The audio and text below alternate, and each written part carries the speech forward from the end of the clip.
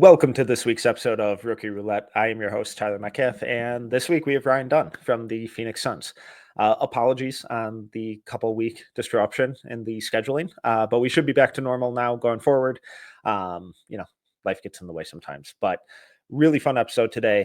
Coming up, I have a really insightful interview with Gerald Bourguet from PHNX Sports. Gerald does a great job covering the Suns and just provides a ton of insight into Dunn's season so far, how he's kind of grown and impacted this team, as well as some trade deadline buzz and just some overarching thoughts on this Phoenix Suns team in general. But before we get to that, I just want to provide a little bit of context on Ryan Dunn, where he's kind of coming from, and how his season has gone so far. So Dunn was the 28th pick to the Phoenix Suns. He ended up at 24 on the No Ceilings Collective big board, 30 on my personal one, and is very clearly a guy that I just overthought. I adored the defense, loved the athleticism, but I was really, really concerned about the offense because there was no playmaking, there was no on ball creation, there was no shooting. Outside of cutting, offensive rebounding, and transition stuff, there just wasn't anything to really kind of hang your hat on. And even when it comes to the shooting, there wasn't even the volume to kind of fall back on. He just wouldn't even look at the rim, and it was really concerning. That changed immediately. Uh, so I appreciate Ryan Dunn making me look foolish immediately, and we can reevaluate and learn from it going forward. But Dunn obviously hit the ground running in the preseason and early season, shooting lights out from three. He's come back down to earth, but it's still at a decent kind of range where he's at 32% from three overall, which is only in the 30th percentile. But if you told me entering the season that Ryan Dunn was going to be shooting low 30s on really high volume from three, he'd probably be a lottery guy for me at minimum. Now, if he ends up building up that percentage back to what we saw at the start of the year, now we're talking about a guy who probably should have gone top five.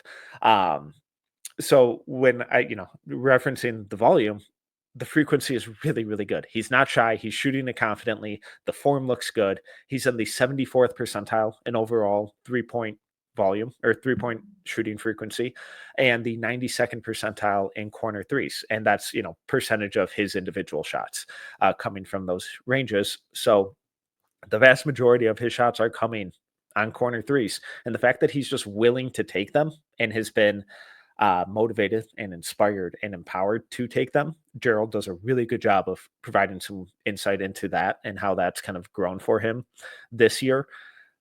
That's been huge. That has been really, really important. And if we would have gotten that from Dunn at Virginia, he would have been much higher on my board. Because he's almost made as many threes with the Suns in a couple months than he attempted in 2 years at Virginia. Complete kind of turnaround for him. Now, Gerald and I get into this a little bit too.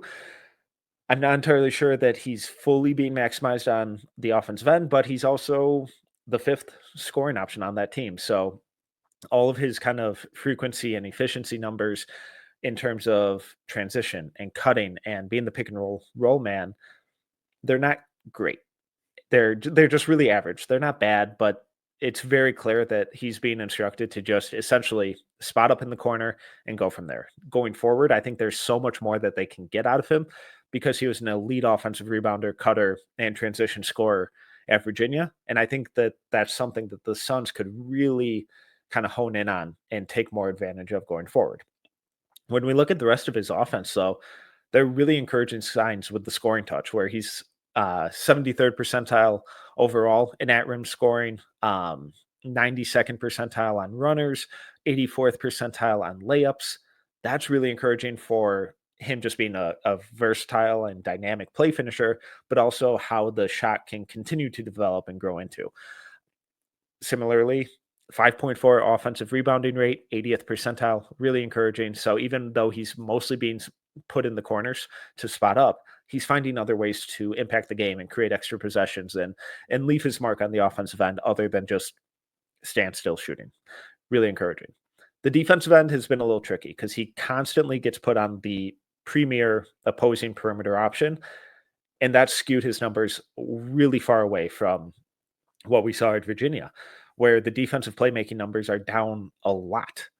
Gerald and I get into this, talk about the context for why that is, but just looking at the numbers, providing some context, steal rate is down from 3.0 at Virginia to 1.2, which is just the 31st percentile. Block rate down from 10.4 to 1.6, huge drop off. That 1.6, though, is still in the 92nd percentile for his position. Really encouraging, but there's so much more that they could get out of him if they had just another perimeter defender and they could kind of move him off ball a little more. And then the defensive rebounding rate is down from 20.8 at Virginia and has been essentially cut in half down to 10.6, which is in just the 28th percentile. So Dunn's kind of been put in a tricky position on the defensive end where he just has to take the toughest assignment, and that takes him away from the rim and takes him out of the areas where he really, really thrived at Virginia, but they just kind of have to do it. So Gerald and I get into the context of that more and dive into those numbers as well. So before we jump to my interview with Gerald, got to pull up the wheel, got to figure out who we're talking about next week.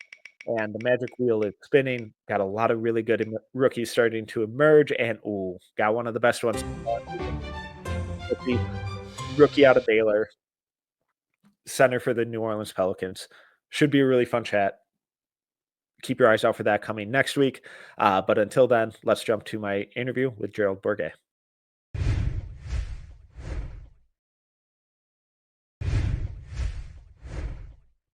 Very excited to welcome on this week's guest. He is the lead Suns writer for PHNX Sports, covering the Suns. He is Gerald Bourguet. Gerald, thank you for taking the time. How's it going? Doing great. How about you? Fantastic. Really appreciate you taking the time and talking to me about one of the kind of more intriguing, I think, rookies and prospects from this draft, Ryan Dunn, obviously. Ended up being the 28th pick to the Phoenix Suns, and coming out of Virginia, he was just billed as this really high-level athlete who was an insane defender, but there's nothing there on offense. And then, summer league hits and preseason hits, and he's shooting like 40% from three. It's tailed down some. But when the Suns kind of initially made that pick, what was your reaction to the pick and your kind of initial impressions of him as a prospect and what he would be bringing to the Suns rotation? Yeah, I liked the pick. I liked him as a prospect. I liked the fact that, he was their guy. I know every team says that about the players that they draft, but him it'd be and great Oso, one time if a team was like, we didn't really like him. All the guys we really wanted were gone, but we just kind of settled. He was number 7 on our board, but he was there. So but they purposefully traded down from number 22 because they knew he would still be there at 28. They were able to get the guy that they wanted at that spot, get some second round picks in the process. So I liked their process of getting Ryan Dunn. And I liked the pick itself as well, because you look at this team and heading into the season, and even now mid-season, the biggest need for this group was more wing defense, more length, more athleticism. I think the Suns are the second oldest team in the NBA, even with 2 rookies coming in. So Ryan Dunn addressed a lot of things for them. And I think the fact that he's been able to not just stick in the rotation, but carve out a starting role for himself speaks volumes about how good he's been, but also how much the Suns need what he brings specifically. I'm sure we'll get into the 3-point shooting and all of that, but it hasn't been great, but it's been miles beyond what I think most draft evaluators expected from him coming into just his rookie season. He struggled in summer league, but he was taking a ton of attempts. And then in preseason, we saw the work ethic over the summer really pan out, him start hitting, like you said, at like a 40% clip. He started off the season hot. It's since kind of tailed off a bit. But he's been able to do enough to stay on the floor, and that's the most important thing. So kind of just based on and maybe this kind of dovetails perfectly into the 3-point shooting, but from draft night when they announced the pick and it's like, all right, cool, we got this freak athlete, elite defender, big question mark on offense, but whatever, we got a lot of offense on the Suns already.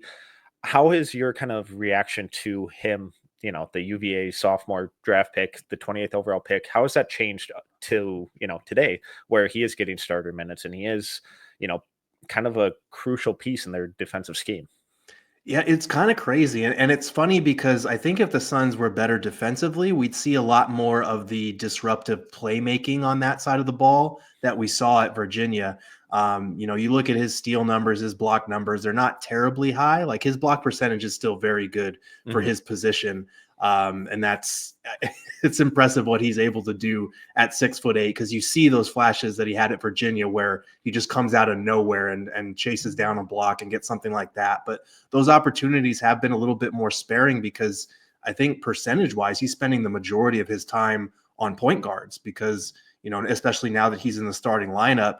Tyus Jones, he's undersized at 6'1", not a good defender. Devin Booker, the last 2 seasons, hasn't been great on the defensive end after it felt like he was finally making strides. So he's kind of their de facto best backcourt player. We're going to put Ryan Dunn on him. So I feel like that has kind of taken away from some of what he's able to do. I think he still has the 9th highest block percentage among rookies who have played at least 200 minutes, which is, Not it's bad. great. It's not bad. It's not bad. And I think he has, so take it for what you will, like defensive field goal percentage on NBA.com. It's a flawed stat, but the fact that he's second among rookies, qualified rookies in defensive field goal percentage, and he's contesting, I think, the 7th most shots among rookies.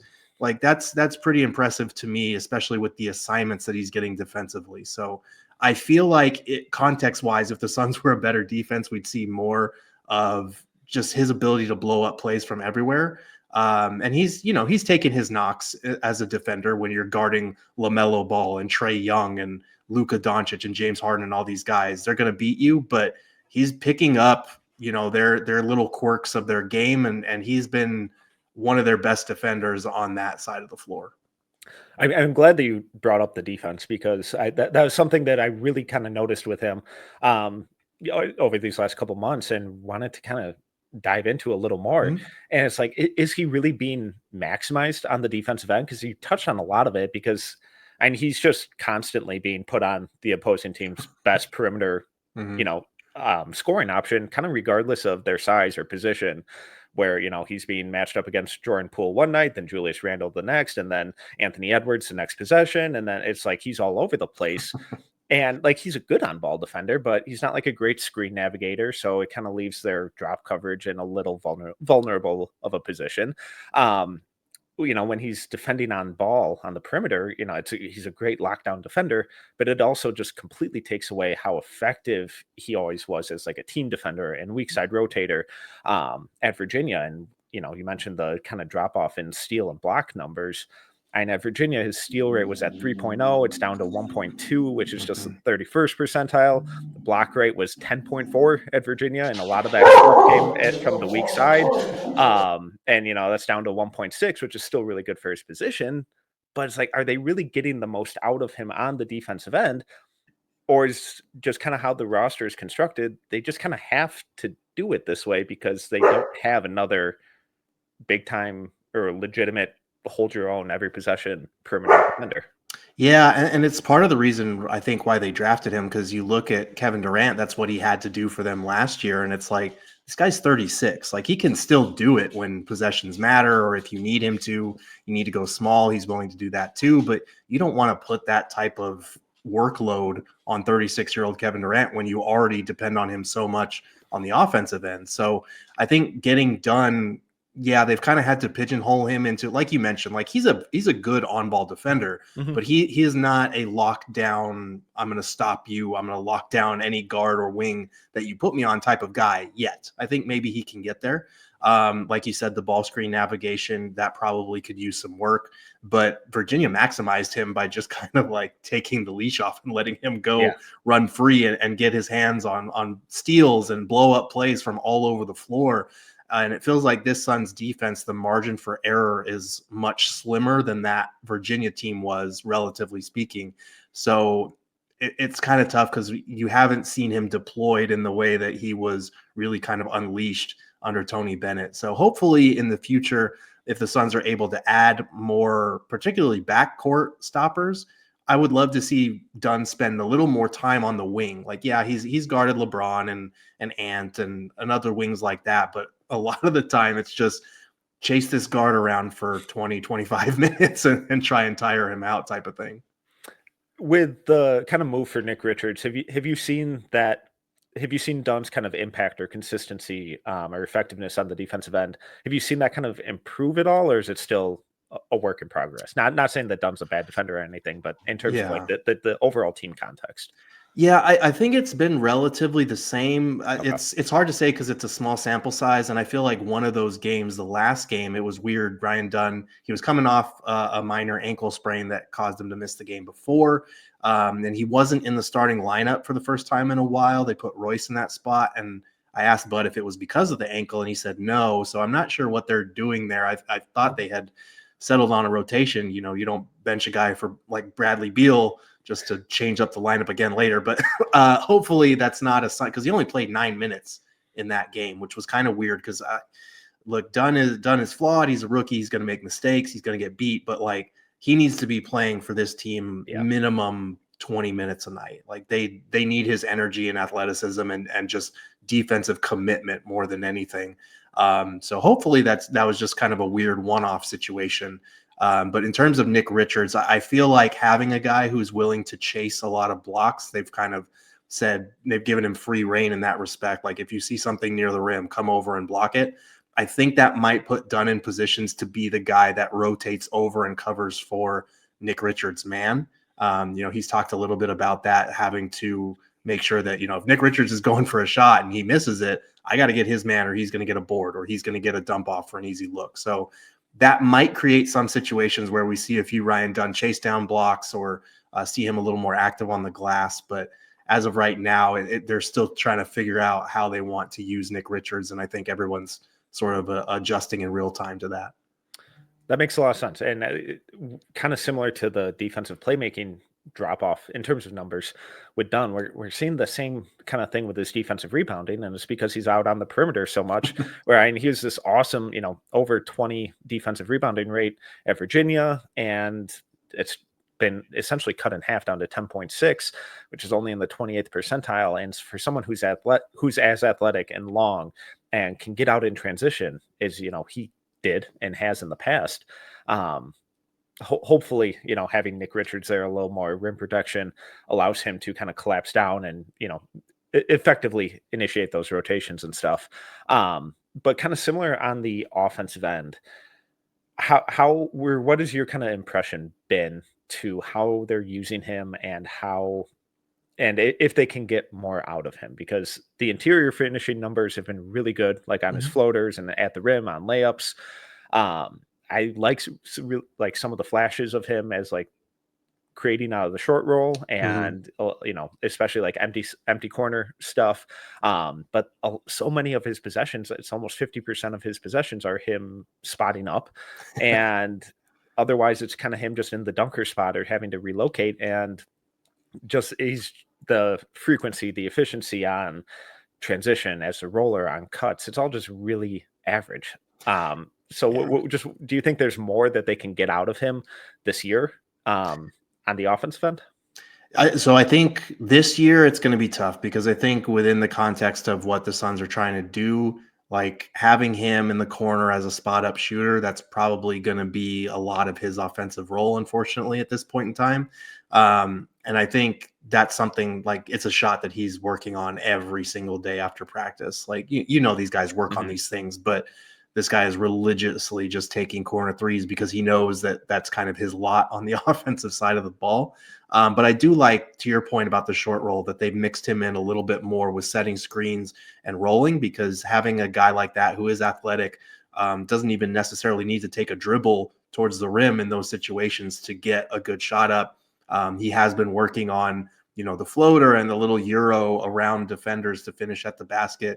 He was great efficiency around the rim at Virginia. That's carried over to the league, so that's good to see. But like you said, those opportunities have been pretty sparing, and it feels like that's to be expected from a rookie who's playing with, Bradley Beal, Devin Booker, Kevin Durant, those kind of guys.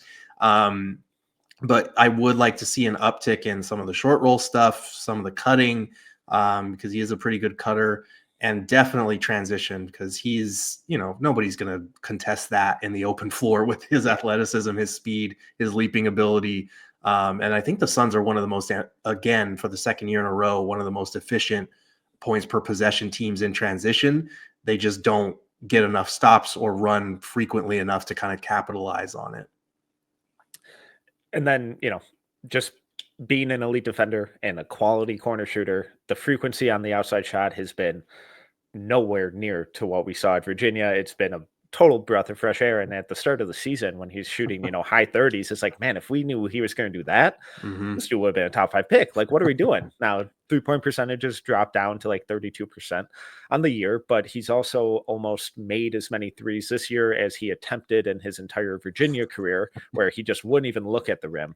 So, what has kind of been your impression and takeaway, both, kind of so far and then looking forward with his jumper? Yeah, so I think coming into the year, I was saying they don't need Ryan Dunn to shoot 37, 38% from three. They need him at like 33, 32% for Yeah. him to be playable. And that's kind of bore out.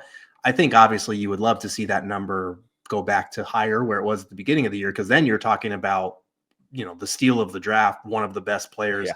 in the draft. And I think he still has the potential to be that. Just the fact that, you look at the percentages in college, you look at, I think, 20% last year. And like you said, he would barely even look at the rim.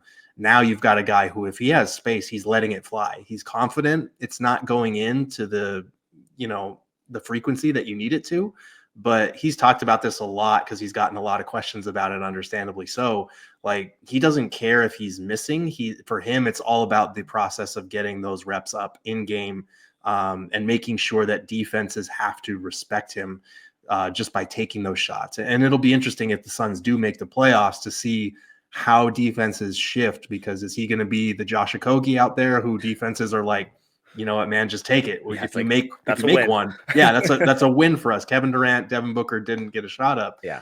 If he's able to keep defenses honest, or if he's going to be kind of the guy that gets ignored out there. And I think it's unfair to expect that from him in year one. That is the tough part. He got drafted to a team that needs him to knock down threes like now to stay on the floor. But I think long term, looking ahead, the fact that he's shooting 32% is miles ahead of what I thought he would be at. And I do think he's got the form, he's got the work ethic to legitimately become a serviceable 3-point shooter in this league. The point about the confidence and the frequency and not worrying about the result, I think, is so crucial, especially with these young players. Because like when I look at prospects in college and they're like a bad shooter, it's like, okay, are you bad and you're in your head about it and you have no confidence? And like, if you're gonna be bad, can you at least get some volume? Right. And he wasn't even doing that. And it's like, oh man, is he like totally in his head about this stuff? So when it comes to kind of the mental approach to the shooting, is that like a Dunn specific kind of change that he made at Virginia, or is it the coaching staff or teammates kind of empowering him to do that? Or just where did that kind of alteration from never looking at the rim to, being in like the 92nd percentile and corner 3-point frequency, where did that kind of shift come from? It came from both, to your point. Like, obviously Dunn has the work ethic. This is what he's been working on all summer, but I think that came, knowing that was the one knock on his game. These guys are very aware as draft prospects of what's being said about them and their future careers. And a lot of times they make it a point of emphasis to work on that just to shut people up. But I think for Dunn, he got a directive from the coaching staff, and he's gotten constant encouragement from his teammates. And, that they want him to work on this, and they want him to have the confidence to let it fly. They don't care about his percentages in college. Book and Kevin Durant have said specifically, like, yeah, your numbers in college, they matter, but like, is the form good? Is the confidence good? Right. And it hits different when you're a rookie coming into the league and you've got Kevin freaking Durant and Devin Booker telling you, hey, if you're open, shoot the damn ball. So I think all of that has kind of built a good situation for Dunn where he can let it fly. He's not playing enough minutes to be shooting kind of the volume that we saw in preseason. That always felt a little bit unrealistic, but like, he's going to let it fly if he's open. He's shot the ball relatively well for what we were expecting. And a big part of that is just having veteran teammates who I think appreciate having a rookie on their team for the first time in 4 years. And the fact that rookie has come in and been able to contribute, they think really highly of Ryan Dunn. So they're going to keep encouraging him even when the shots don't fall.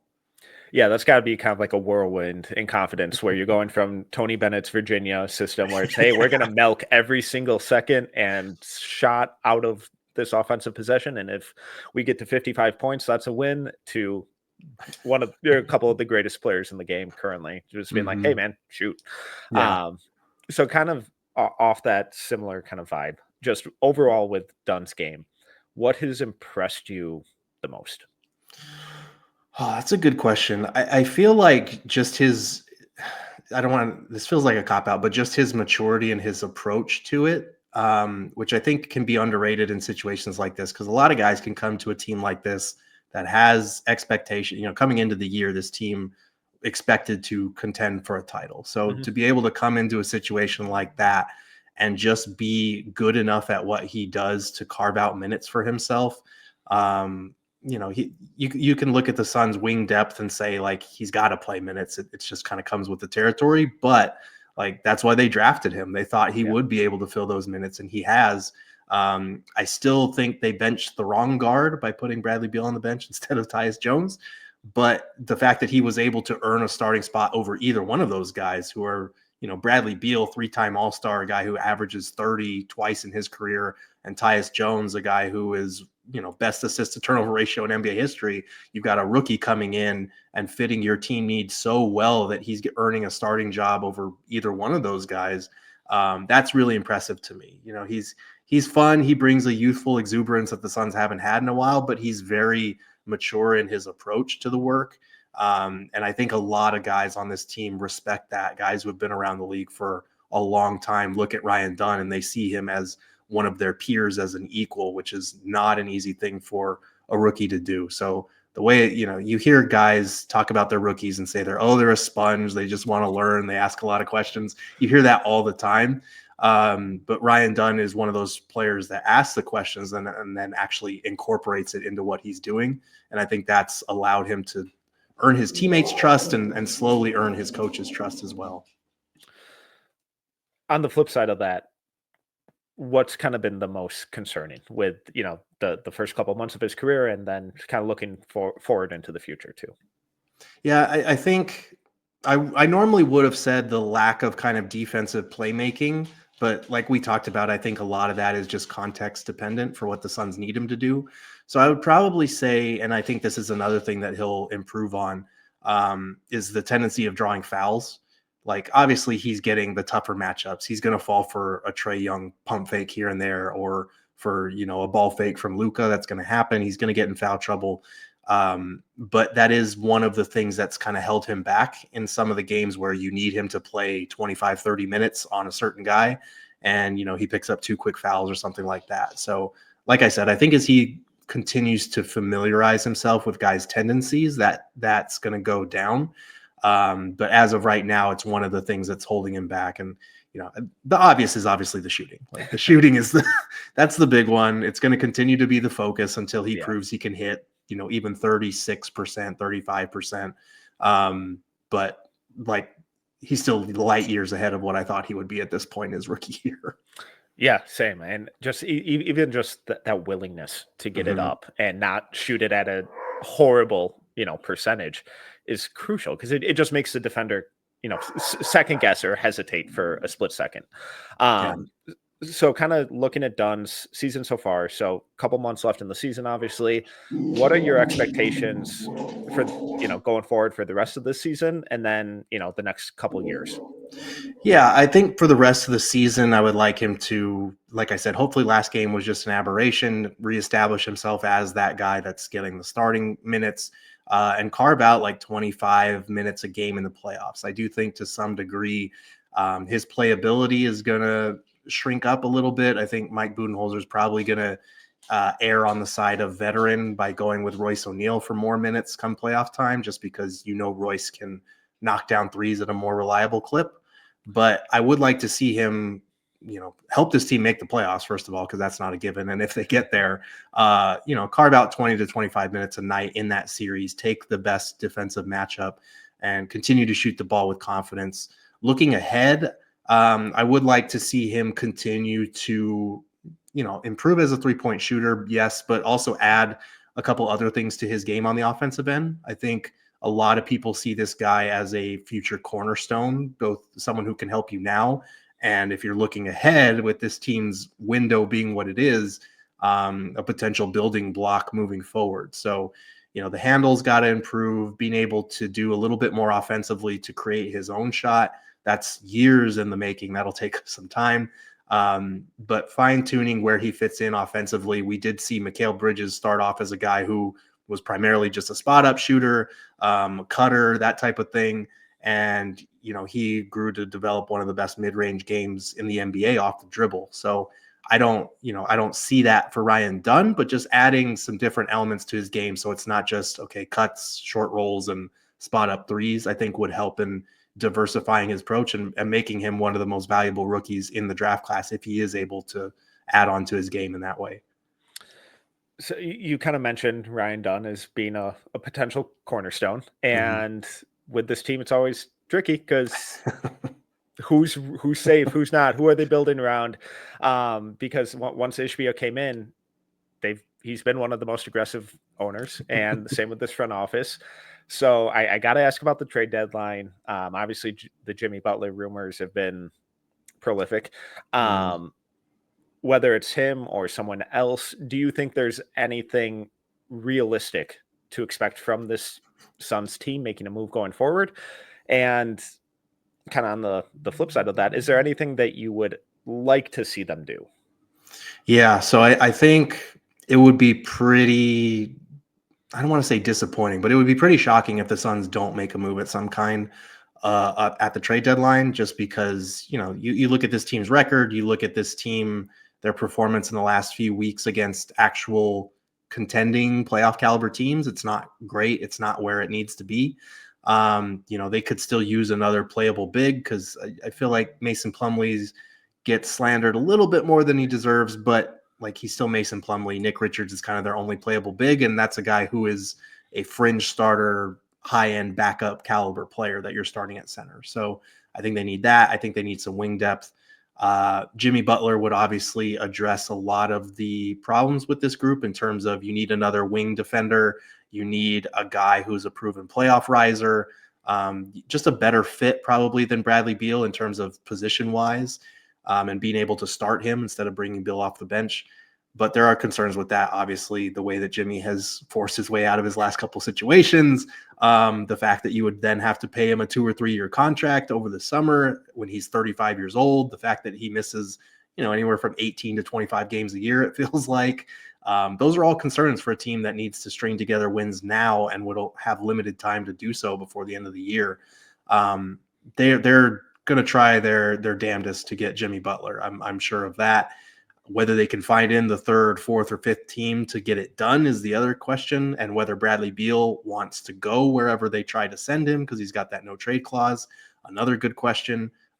He's a family guy. He set down roots here in Phoenix. I don't think he would uproot his family just to get out because they suddenly are bringing him off the bench.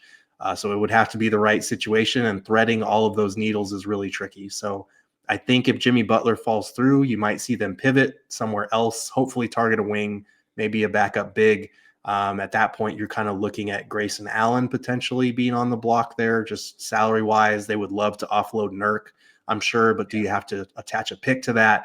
A lot of questions with this team. They could go in a lot of different directions, but that was probably part of the incentive of trading that 2031 first-round pick into 3 separate firsts that have less value, just so you can throw picks at different teams if you need to make a multi-team framework work out.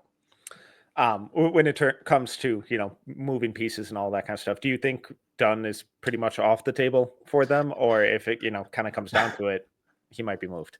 I would hope he's off the table. Okay. I think he is outside of Devin Booker and Kevin Durant, he's their most valuable asset for the future, trade asset wise. So I would hope they keep him out. Also, being a second apron team makes it harder to send multiple guys out in trades. They can technically strike up a separate transaction where they just ship out his little rookie contract for a random vet minimum guy, Right, as a extra bonus. I hope that it doesn't come to that. If Miami wants Ryan Dunn for Jimmy Butler, honestly, I'm at the point where I'm saying it's not worth it. But we'll see if the Suns feel differently. Hopefully he's off limits, because I do think he's got a high ceiling in this future, a bright future. But we'll see how the Suns feel about it. All right, then to kind of wrap up, last thing, really fascinating team. A lot going on with, rumor mill and storylines and on-court even. But what has kind of been something that you found either the most interesting or undercovered or sad or weird or bizarre, whatever with this team?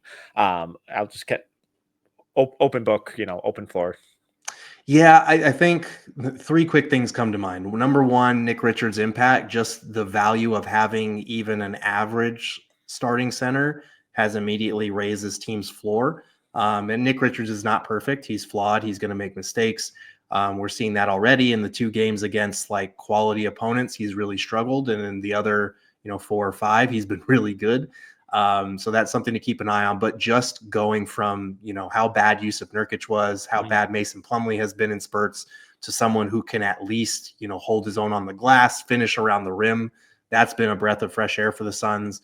The fact that I think they're now 22-9, 23-10, something like that, when Devin Booker and Kevin Durant play, I think has gotten swept under the rug a little bit because injuries are still this team's number one opponent. Like it's the biggest problem with this group. There's been a lot of talk about this group just doesn't work. Kevin Durant, Devin Booker, they're not leaders, yada yada yada. They're still on like a 56 win, 57 win pace when those guys are actually healthy. And then the last thing is I understand the value in adding Tyus Jones on such a bargain contract, like getting him for a vet minimum was an absolute steal. Mm-hmm. But I didn't think the Suns needed a point guard, and I feel like that's bearing out now because as bad as the turnovers were last year, and as much as the Suns are a lot better in that respect with Tyus Jones and Monte Morris out there, they're hurting defensively because they have an undersized 6'1" point guard out there. And like I said, I think they benched the wrong guard when they decided to move Ryan Dunn in the starting lineup. I love Tyus. I think he's a great dude, great person. Like he's done everything they've asked of him, but a lot of times he's just spacing off the ball and is being used as a spot up shooter, not as a point guard, because he doesn't create the same advantages off the dribble that Devin Booker and Kevin Durant do. So that's something to keep an eye on down the stretch of the season, heading into the playoffs, is like, okay, is Tyus, are you going to let him run the show? Or are you going to let him be a point guard? Or are you going to continue to turn him into kind of an off-ball catch and shoot guy? Because even though he's a good shooter, like the fit is a little wonky, and I feel like we're getting close to the point where it'd be better to just put Brad in the starting lineup, let Tyus run the show when you bring him off the bench, and add a little bit more size to one of the more undersized starting fives in the NBA. So do you think Tyus could be just like a piece that they try and move for just a more athletic kind of wing defender? Yeah. If that's the case, then it's a great question, because honestly, it's tough because he's on that vet minimum contract, and right. And as a second apron team, you can't bring back more money than you're sending out, so it makes your potential returns tricky. But I wouldn't rule that out. I haven't heard anything about Tyus being available or them shopping him or anything like that. But I think we're at the point in the season where, as much as Tyus has helped them and has been, a solid shooter, scorer, whatever they've needed out of him, you have limited assets. So if you are trying to get a bigger deal done and you need to flip Tyus for an extra first rounder to throw in that other deal, maybe that's on the table. Well, Jared, this was Gerald. Sorry, excuse me. This was awesome. I really appreciate the time. Please tell everyone where they can kind of find your stuff, how they can support you, and continue to learn more about the Suns. Yeah, absolutely. Appreciate you having me on. You can follow me on Twitter at Gerald Bourguet, GeraldBourguet. You can read my work over at gophnx.com if you're interested in Suns coverage. And then we do our podcast 5 days a week, the PHNX Suns podcast, wherever you get your pods. Gerald does awesome work. The whole team over there, really insightful covering the Suns. So go check them out. Links will be in the description as well. Gerald, thank you. Absolutely.